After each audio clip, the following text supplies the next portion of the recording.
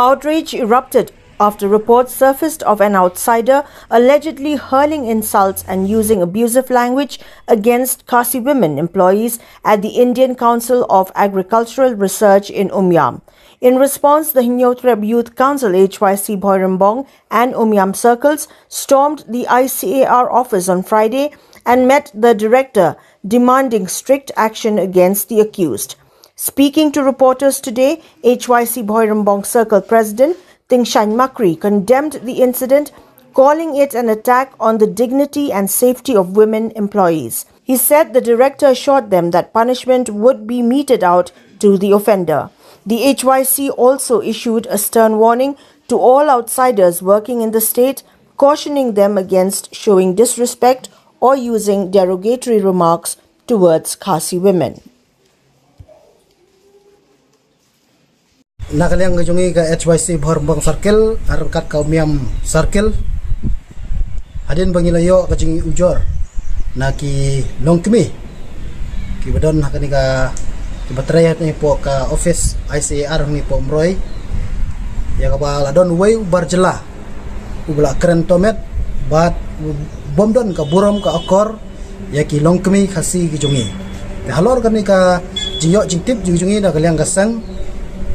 ina isim kya banwan ya kendu yaune u director po ICAR hangni po mroy hadin bangila yo kendu bat ni director kai bangi ya ikran kolong ke basutunan ya ka ba nakaliang u director ula ong lo kular hangni ba nakaliang jong u sa sim kya bat sim action yaune u barjela u balalle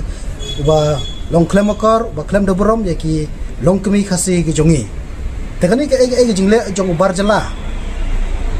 kalong kabom sengan yaki kentai Khasi ki jongi ki batrai ka po office central government bat kumju uru akiwai ki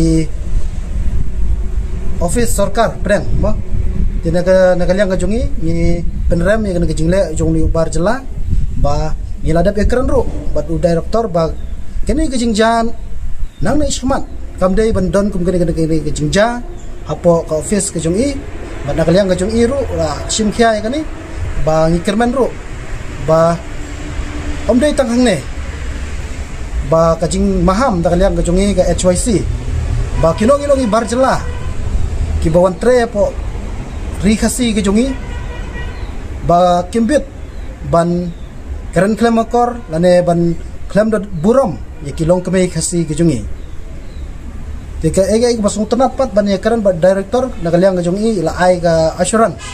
ka ba paka hengi ba insa penstom yone u nong tray barjela